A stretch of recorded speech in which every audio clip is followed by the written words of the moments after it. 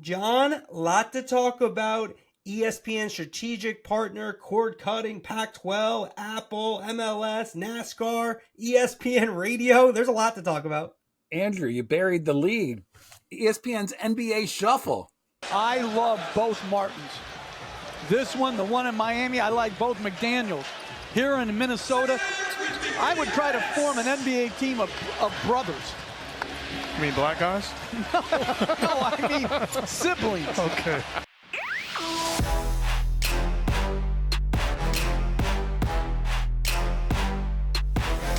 And we're back. The Marchand and Ourand Sports Media Podcast. I'm Andrew Marchand, sports media columnist for the New York Post. He's John Ourand, the media reporter for the Sports Business Journal. And John, let's get it going. Who's up? Who's down?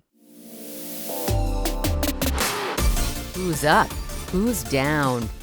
Andrew, let me lead off this week. My who's up is David Burson, Sean McManus, the top two executives over at CBS Sports, and it's based on their alternate programming that they're going to have around the Super Bowl. They're going to produce the game for Nickelodeon. And what makes that such a big deal is that the Super Bowl has never before had an alternate feed where people could go and watch it. And what you're going to see now is the NFL is going to aggregate that feed. I mean, it all depends on whether it's a good game or not, but they're going to aggregate that feed in order to have the highest the audience ever going this year. Next year, when NBC has it, who knows if they're going to have an alternate feed going as well.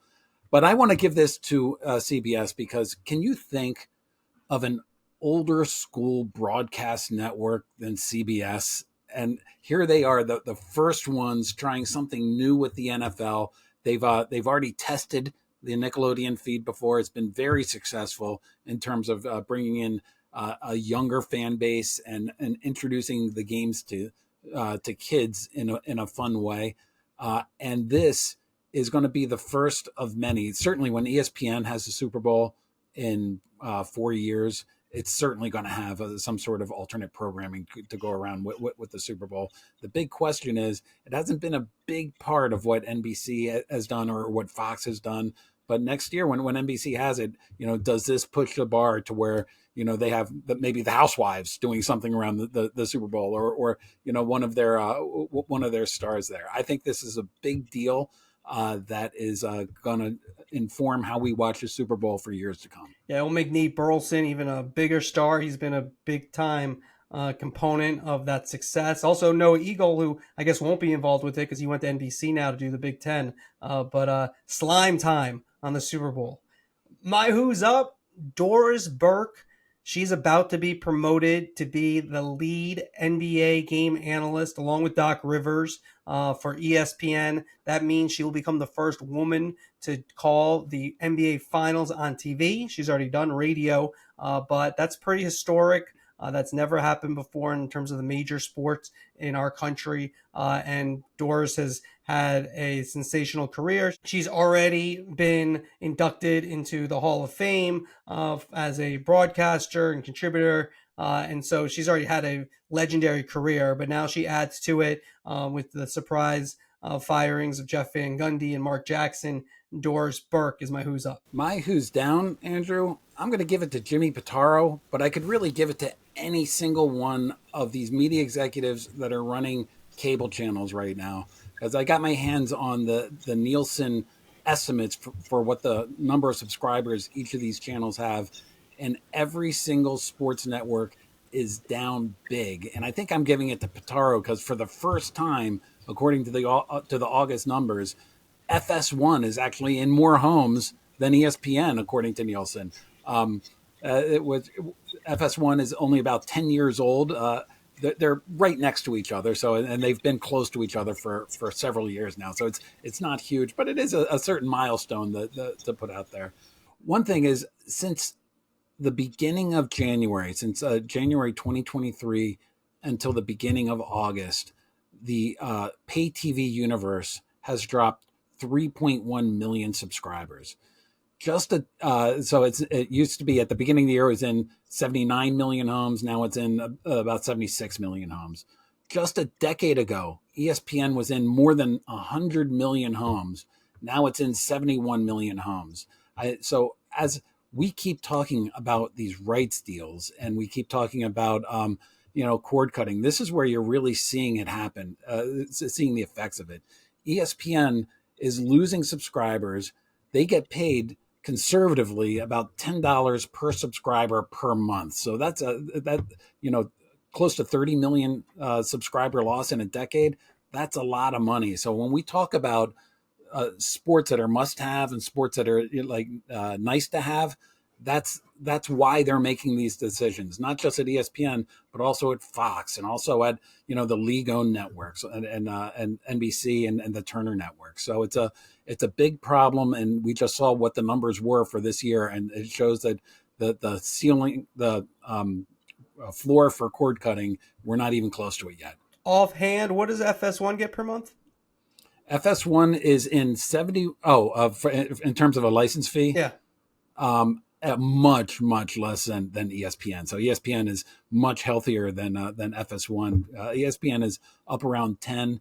And my guess I don't want to guess, but ESPN, FS1 would be certainly under 5. Yeah. All right. So big spot, put you in a big spot, little Russo action there when I put you big spot in terms of what the exact number was in terms of financials. Google it while I do my who's down. My who's down, Mark Jackson. ESPN had a tremendous NBA Finals team. Mike Breen, Jeff Van Gundy, and Mark Jackson. Van Gundy was let go at the end of June. Now Jackson goes this week. I wrote about the fact that Doris Burke and Doc Rivers were going to get promoted. There was a chance, it looked like, that Jackson could move back to the second team, maybe the third team. ESPN very much likes Richard Jefferson and JJ Redick as an analyst combination. But instead, Jackson's gone. He's had trouble getting another coaching job. He and Van Gundy have both, looked into coaching jobs. They have not gotten them. So I don't know if that's going to be a great option for Mark Jackson after, at Golden State, he got very unlucky to be let go right before they created a dynasty, which they may have or may not have created if he had maintained that coaching position. But tough spot for Mark Jackson. I thought his Instagram post after it became official that he was let go was classy, but he still gets my who's down. All right, so let's use that as a springboard to our first topic, which is this ESPN NBA Shuffle. And we are both in agreement that Mike Breen, Jeff Van Gundy, and Mark Jackson was the number one announcer team for the NBA, considering NBA TV, Turner, and ESPN. Why did ESPN make these decisions to blow that up when it had a good thing going? Well, the first thing is the layoffs. I mean, they're trying to get to a certain number. I mean, we've never found out what number that is, but in terms of how much salary they need to trim. So I do think Van Gundy was making close to 3, even though he took about a 40% pay cut a couple of years ago, and Jackson probably was in that same neighborhood, you'd expect. So that's one reason. That's a way to save money. So that's number one. Number two, this is what I was told in terms of Van Gundy. There's a feeling that he wanted to coach, and even though he'd been there for 17 years, he had talked about it a lot. And so I don't think that rubbed some people the right way in the high positions. And then the other big thing, now, again, the NBA had no edict to ESPN to get rid of Jeff Van Gundy. But I do think the fact that the NBA did not like Jeff Van Gundy that much because he was critical of officiating, etc. I don't think that was a great thing for Jeff Van Gundy in terms of keeping his job. I think you add all that together and they make the change. And the NBA does like the idea of Doris Burke and Doc Rivers. All right, so if I'm Mike Breen and I'm the last person standing, should I be concerned about him sticking on, or is he set as the number one announcer for the NBA? Well, that's nobody's set right now, right? Because we just keep going. Now he's set. I mean, Mike Breen, along with Ian Eagles, the standard in the NBA, in my opinion. And so he's not going anywhere. It's going to be Breen is going to be the lead guy. But I will say, when you look at the history of this, and this is going way back, and I don't remember the exact years, but there was a time before Van Gundy got in there where Mike Tirico was right on the heels of Mike Breen. And I think there's a chance that they could have made a change if that crew didn't really get up to what they wanted it to be. Not that Breen wasn't doing a good job. He's doing a solid, strong job, but it is a team. I talked to Breen this week, after the firings, and he talked about the chemistry that they've had. Those guys have known each other for 3 decades, and that allows you to go places on the air that makes it much easier when you're comfortable with each other. Now, Breen does know Doc. They're close friends for a long time, and he and Doors have worked a lot together. But they're still going to have to, get their feet under them. I think that team could be good. Don't get me wrong. I think that team could be good. I think it's a pretty good choice by ESPN. I still don't think I wouldn't have broken up, a team that's done so well for so long. And it's just been a part of the NBA's top event forever and just had a good thing going. So I wouldn't have changed it. But, there's the financial aspect and then these other issues. And I think they all added up to why we're at this point. We're starting to see the Jimmy Pitaro's vision of ESPN, and it's getting more concrete now. And it's all about, or it's not all about, but it's mainly about the live games. And I think that, if you're in Pat McAfee. Live and Pat McAfee. And Scott Van Pelt and Stephen A. Smith. Now, there are a couple of the untouchables, yep. But you're going to prioritize the live game. So if you're sitting in ESPN's executive office, you've got to be thinking, okay, how many more people can we get to the NBA Finals if we switch out, Van Gundy and Jackson? And I think that they're thinking that the ratings of viewership would primarily be the same. So let's stick with let's make a financial decision. What I find to be really interesting about this is that I can see ESPN making this decision across sports, but it is exactly the opposite decision that they made with regards to the NFL, where they went out and brought in the most high-priced talent in Joe Buck and Troy Aikman to try to build up Monday Night Football. So you can see sort of where they're going, but there are certainly going to be exceptions to the rule, as we saw with Monday Night Football, and like you pointed out jokingly, but as we saw with Pat McAfee and some of the other contracts that they give there. Well, yeah, I don't think they're really thinking about ratings in this move, but I think it was money. But the problem with the money issue, and now this is something I've written about, like I'll never understand how these write-offs work, right? Because they still have to pay Mark Jackson. They still have to pay Jeff Van Gundy for the next 2 years. They both have 2 years left on their deal. So they got to pay that money. That's actual money they, in theory, unless there's some kind of offset and they get other jobs or something, they have to pay. Then you would think Doris Burke might get a raise here because she's going to do the finals. So she might get a raise. And then Doc Rivers, you're going to have to pay. Now, we don't know the exact financials. Doc Rivers is owed, I think, around $16 million from the Sixers. So maybe there's an offset there as well. So he's getting less money. But like, I don't know. I'm not on Wall Street. I know we have some people on Wall Street who listen to us. I don't really understand how that's better for a company to spend. That seems like more money to me. And I didn't major in math or anything, but wouldn't that be more money instead of less money, actual money, not like write-off money and like the little tricks you can make? Am I missing something, John? It's Wall Street money. It's different than the money you're used to. It looks good to Wall Street to make these moves, and all of a sudden, like, you can put everything, front load it, put everything in 1 year, and okay. You don't have to worry about it as much. All right. I'm sure it makes some kind of sense on the books, but to me, it doesn't make human sense in terms of like the actual money that you're spending. Like, I'm going to try that, like with my, like paying a bill, like, it's not a team theory. Like, no, this is a write-off. Okay. This is a write-off. I don't even know how would I make that argument. Let's move to the next topic. All right. Something we both have written about, ESPN's strategic partner. I wrote something this week in my newsletter on Mondays in New York Post Sports Plus, where I said that I think that they're going to end up with a digital player, or at least that's the goal. And the reason is because of distribution in the next frontier. And it has to do with something that we've been talking about for as long as we've been doing this podcast, even though some people just found out about this thing called direct to consumer, some other publications. But anyways, should I not say that?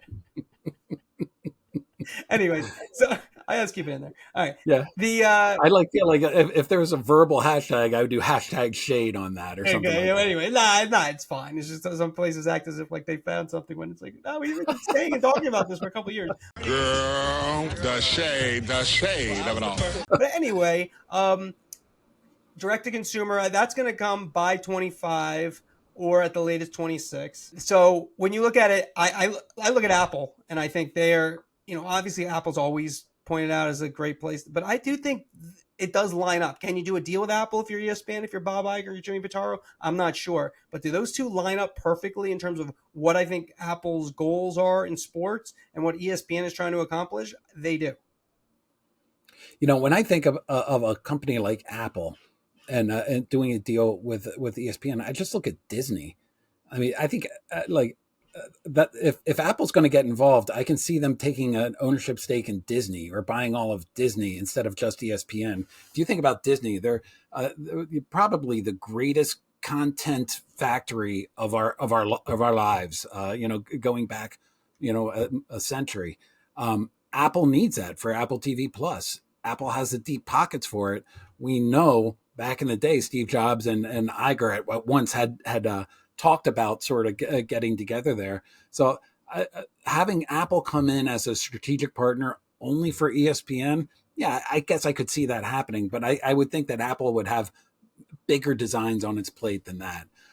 One thing that I found to be really interesting is the news that broke. I believe Matt Bellany of Puck was the guy that got this out. Tom Staggs and Kevin Mayer have been hired by Bob Iger to be consultants on ESPN and to sort of figure out what they're doing. They're both with a production house called Candle Media, which is funded by a private equity company, the Blackstone Group. And they had been at Disney before, and they got run out when I think they realized that neither one of them were going to become Iger's replacement. What I find to be really interesting about that is if Mayer had stuck around Disney, our little bet about when ESPN would go direct to consumer would have already happened. We wouldn't have even had our bet. So if Mayer is taking a look under ESPN's hood, and if Mayer has enough sort of sway or power to get this done, Disney's going to go direct to consumer sooner than a lot of people think, I believe. Yeah, and I think 25, 26. And can I say one more thing about Apple? It's just why I think it does make sense, though. If Apple's goal is to sell subscriptions globally, right? They don't seem to be that interested in production. They're interested in selling subscriptions globally. That is if it was like, I've said this before, if it was an even playing field, everyone is at zero right now, I would bet on Apple. They have the most money. That plan does make sense when you sell subscriptions globally, especially if you are able to get the major sports. The problem is these deals don't come up that often, and when you do, you're not guaranteed getting them. ESPN has the best sports portfolio of anyone in terms of tonnage, in terms of major events. There's others Fox and NBC and CBS, they all have a lot of great marquee events and have great portfolios. And Turner Sports, you can't forget about them. They're always kind of underrated with this stuff. They also do, but ESPN has the most and the best. That to me is why that works. Like if you want to sell global subscriptions, ESPN makes a lot of sense if you're trying to sell sports in that regard, because they're the leader and they have the most stuff. And to me, that's where it makes sense. Now, can you do a deal with them? I mentioned Amazon, T-Mobile. There's a million digital companies, but I do think that's where that is going to go because they want to solve distribution. And just the history of media, we all know this, is that dating back to the printing press, is distribution is why people win, right? That's why like the newspapers that succeeded won, because they could get their paper to places that others couldn't. That's why cable came in and ESPN won, because they figured out distribution, how to get paid the most for it very quickly. That's why broadcast is doing well. Amazon is great in distribution. Apple is great in distribution. So that's why I think it's going to be, that's at least the goal, to have one of those companies. Now, do they get in business? There's a lot of egos and negotiations and fine print, but I do think that makes a lot of sense. Did I sell you on that? Only on the Mando pod are we going to go back to the printing press. That's great. We're going to dish facts on the printing press a couple of 100 years ago. No, I agree with everything that you say. I just don't. I just believe that Apple, if they get in, would want more content than just sports. They're eager for content. Maybe it's a bigger deal. And who has a better global brand than Disney to do that? I think that what I've learned, or just from talking around to different people, is, when Iger made his comments, I don't think it doesn't look like he had a company in mind, and it didn't look like he was sort of at the ending stages of talking to a company that it's going to be announced in the next couple of weeks or months. I think we're at the very beginning stages of this.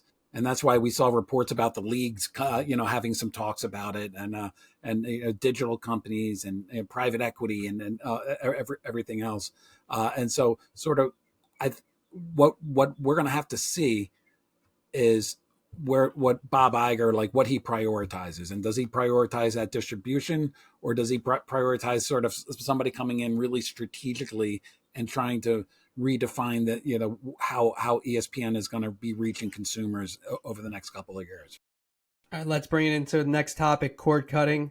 You had in your newsletter on Monday evenings great statistics about what each network, where they're going down, and the acceleration of cord cutting, which Bob Iger mentioned during his CNBC interview. It's going faster than they anticipated. So just, having read what you said, give me your overview, and what should we know about where do you think, what's the trend here? What are we seeing?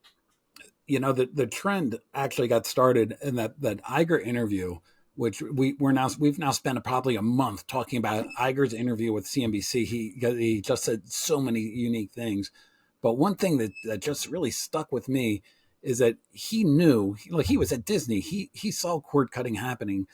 I know ESPN's affiliate group. They're the group that sells the network to cable systems or satellite systems or these YouTube TVs of the world. They knew more than a decade ago that they were at the high water mark and it was going to start to drop off. So cord cutting is not a surprise to anybody. But what Iger said on that CNBC interview is that when he came back, he was shocked that it was even worse than he thought it was, and it was even worse, and it was exponentially worse than when he left. And so, it appears to be in a free fall, and we can see, if you just take a look at SBJ Media, we have all the sports networks. We have the numbers from January compared to the numbers from August. They're all down. Like, True TV is down 4 million homes this year. Tennis Channel is down close to 2 million homes this year. Everybody has dropped this year. And the thing that really has been surprising to me is, we've talked in the past about how ESPN and Fox really tried to keep their cable channels and broadcast channels together so that you wouldn't see ESPN programming on direct to consumer, or you wouldn't see Fox programming on direct to consumer, and they really tried to keep the cable bundle healthy, as opposed to CBS, where you can watch a CBS NFL game on Paramount Plus, or you can watch Sunday Night Football on Peacock as well. And so those two networks had their programming spill over to the direct to consumer, and they weren't hurt at all by the distributors. So the distributors didn't take sort of a pound of flesh out of those two companies. And so if I'm Fox and ESPN, I can look at that and say, like, wow, I can now start to build up to direct to consumer a little bit more. And so I think you're just seeing this happen, and the numbers that we showed just show the free fall, and where the floor is. Nobody knows, but it's going to be a lot lower than you and I both thought it was going to be. Yeah. And direct to consumer for ESPN, though, 25, probably the earliest, 26, the latest. Just to put that. Yeah. I tell you what, I might rebet you and take the under on that. I think it might, like, you think 24? Again, I think it could be 24. Yeah. Right, you think 24. All right. Well, I will. You want to go double or nothing? I have nothing to lose now, right? True. Yeah. So I don't think it's gonna be 24, but.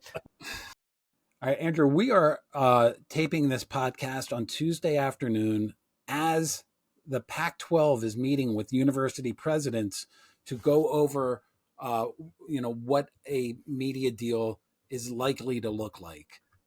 We don't know yet what that deal is going to look like. We don't know who's going to be involved with that deal, but we know that it really does appear to be a mess right now.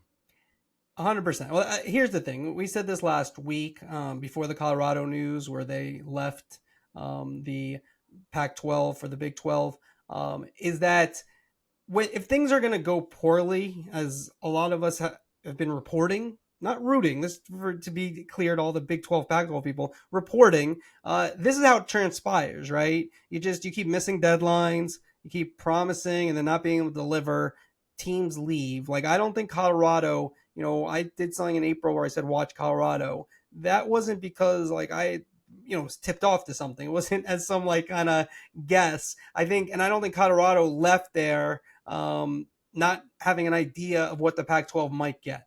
So yes, we're talking right now. There are some rumors in terms of what it might be, but by the time this podcast comes out, it should be known in terms of what was offered. Look, there's a lot of places we know are not going to be involved, but I guess it's possible Apple, which doesn't really solve, if it's just streaming, doesn't solve the issue that, the Pac-12 has said, their presidents have said that they want linear. And so that's an issue if it's just streaming. And also the other thing with Apple, and this is what getting back to what we were talking about with ESPN, is their base of subscribers is not great. Like, you compare it to Amazon, for example. Amazon, again, they all keep these numbers kind of secret, but it's in the hundreds of millions in terms of their Amazon Prime Video and their Prime service. And Apple's much lower than that. I don't know exact number off the top of my head, but it's much lower. And how many people are going to get the Pac-12? I mean, it doesn't really fit to what they're saying too. They want to sell subscriptions globally. And look, it might be worth it for them to dip their toe into college football, but the numbers I think will be low. And I do think there's a very good chance that there'll be more expansion. And the other problem, I think, if you're a Pac-12 school with these deals, is that once you fall behind in the TV game, it's hard to come back. Now, the Big 12 with Brett Yormark just made one of the great comebacks in college football history. If I was more of a college football aficionado, I'd reference some game, but I'll reference the Bills. What are the Bills? Bills Oilers, or is it Bills Titans when they came back? That game, one of those type of comebacks that the Big 12 has just had. All right, let's just pretend. Yeah, go ahead. Just a quick question. That it was the Bills Titans, or was it the Bills Oilers? I forget. Who was the quarterback that made the comeback? I can't. It was Bills Oilers.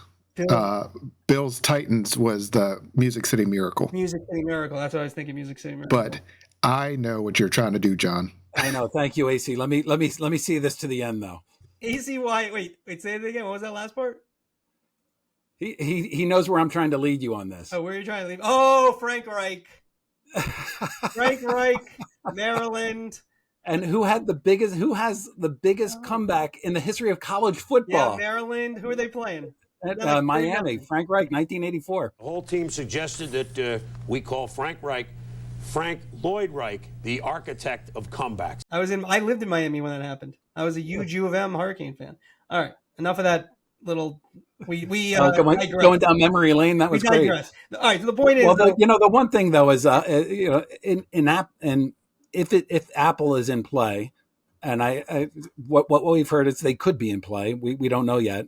One of the things that Larry Scott, the previous commissioner of the Pac-12, always said was how international the colleges within the Pac-12 were, and he used to try to have games in Asia, and he would, in fact, the Pac-12 networks he tried at some points to get over into Asia. So if you're Apple, perhaps that works for you.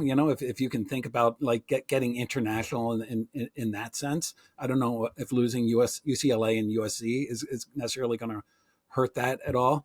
I mean, the big question is going to be, if it is Apple that gets in there, what's the money going to be, and will some of these colleges want to go behind a paywall to a streaming service when right now, currently in 2023, people still prioritize broadcast television and linear television? Yeah, and also exactly. So how do your boosters react to that? How does your recruiting act to that? And I know you could say the young people all have iPhones, and so maybe they like Apple, maybe, but I still think, we could talk about it. I'm totally on board with Instagram, TikTok, what we call it, X, Facebook, all these things. Very hip mentioning Facebook.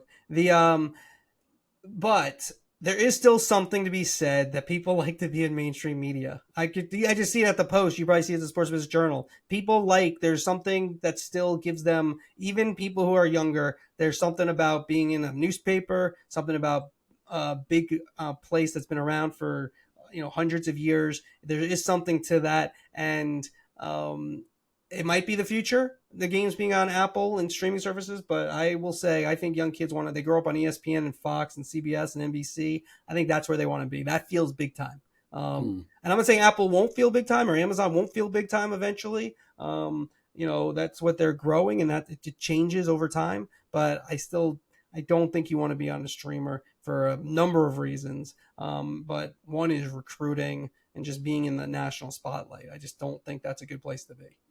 Yeah. Well, let's go to our next topic, which is Apple again and Major League Soccer. And you got some new numbers for the League Pass that Apple is selling regarding Major League Soccer. Yeah, we won't go long on this, but a MLS spokesperson told us that the amount of season ticket holders that have the MLS season pass on Apple is 135,000. And so that number, what we have heard was much bigger because it was thought to be season ticket holders. Like each season ticket holder got season pass, but it was each account according to MLS. So that was one. The other number that I found out is you said approaching 1 million before Messi. I was told it was around 800,000, which I'll give you approaching 1 million. And probably you would think with Messi has moved it past 1 million, you would think. So that's just it. Those are just some interesting numbers, especially if the Pac-12 ends up, if Apple is the one that they have they're trying to get a deal with. Well, the MLS is certainly set up as a. I mean, it's a 10-year test case, but it's a test case for Apple to see if they can build a business through sports. And if they are right around 1 million, which is the number that we are hearing, then that does speak well for the Pac-12 if that's the route that the Pac-12 goes. All right. Now, you had a story. The CW is really getting into sports with a deal with NASCAR. John, what do you think? Shocking. I was totally shocked by this, Andrew. The CW was the network that did the deal with Live Golf back at the beginning of the year, which they paid no money for, and they were the only ones to sort of step up and take Live Golf. And I thought that was sort of a one-off. I was like, oh, that's interesting. They must need some programming. They just did a deal just last month for the ACC. They're going to have about 50 ACC games, football and basketball combined, which is another that it was a unique deal. It was not the biggest deal ever. Well, now NASCAR is out there looking to sell the NASCAR Cup, and then it has the Xfinity Series, which is sort of for the younger drivers. It's sort of like the second series, and that was for a time NASCAR was talking with streamers, and they had thought that maybe they would go exclusively to a streamer. Well, they turned around. The CW is paying about $115 million a year for the rights to this to these races. So now you have NASCAR, college football and basketball, and professional golf on the CW, and it's not going after the top of the top. So they're not going to be in the bidding for the NBA or Major League Baseball, but where they can find some of these sort of lower tier sports that still bring in big audiences. That Xfinity races get about 1 million viewers each right now on FS1 and USA Network. It's an interesting strategy, and it shows that the CW and it shows that Scripps and Ion, these companies that when we launched this podcast, just about 2 years ago, we never even talked about them. We're going to start talking about them a lot more frequently. Can they be the Orioles of sports TV? Like a mid-market team that just comes up and all of a sudden we're talking about them all the time. Yeah, that was. So wait, does that mean Amazon's out of this picture with the NASCAR? No, it doesn't at all. So NASCAR is still trying to sell its big series Fox and NBC are the front runners. They still have about 6 races, a mid-season package that they're trying to sell to a streamer. Amazon is still talking there. I've heard different things about whether they're a front runner or not, but they're still certainly they haven't said no to NASCAR, and NASCAR hasn't said no to them. And then one more for me is the CW. Will they do the production? NASCAR is going to handle the production through NASCAR Productions.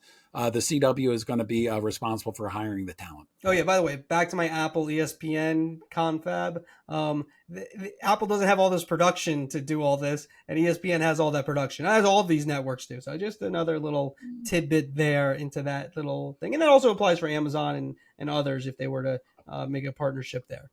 All right, last thing before we go, ESPN Radio. You had something about, I had a little something about it, but you had a big something about it. Good Karma Brands is going to be handling the advertising. What does that mean to you?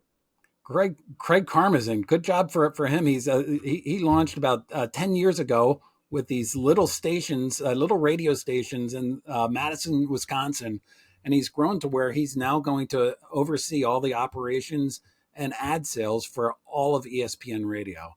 And if I think about where ESPN Radio was, going back, how long do we have to go back when, they had Mike and Mike as the morning show, and they had real radio people running it. Remember Trog Keller, the executive running it, yep. And Tim McCarthy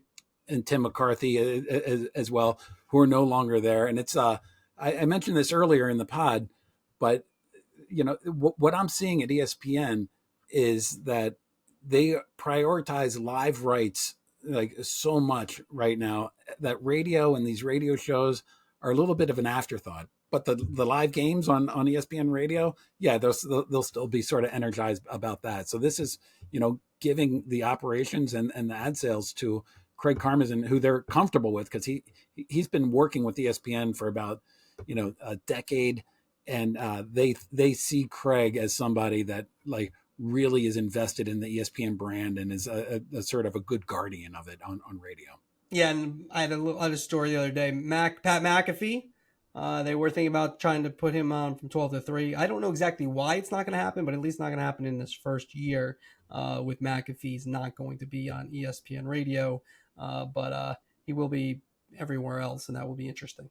So, Andrew, it brings us to the end. A big Getless podcast brings us to the end. Chris Mason, AC, where's Chris Mason? How did we let him get on vacation? I think once they revealed that there might be UFOs, he went to go look for them. So Mason's our master of the board usually, but now master of unidentified flying objects. So we have AC Wyatt is the master of the board this week. Are we going to get the same amount of drops in the pod, AC? I mean, this question's asked in the past for something people are going to experience in the present. So he just owned you so bad. I was thinking the exact same thing. AC Wyatt, and also master of the quips. I was thinking the same thing. They just listen to the whole pod, so they already know the answer. All right, that's going to do it for us. All right, yeah, we're out of here. Right, 5 stars. Comments. 5 stars, reviews, and if you follow, we appreciate it. Thanks, everybody. Yeah, thanks for listening.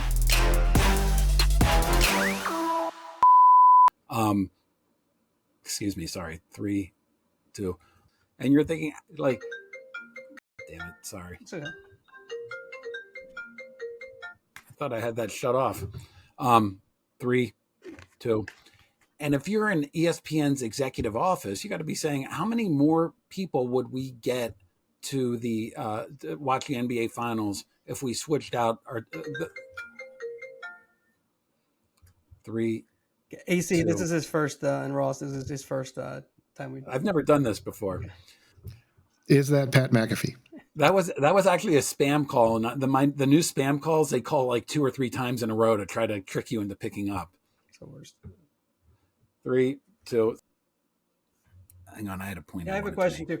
AC, John keeps freezing on my end. I don't know if he's freezing on your end, but I don't know if that matters. I will say he never has sounded better than when he freezes, but I just want to make sure that Andrew wants to make sure he gets a blooper in here with that one. That was a good one. That's totally blooper.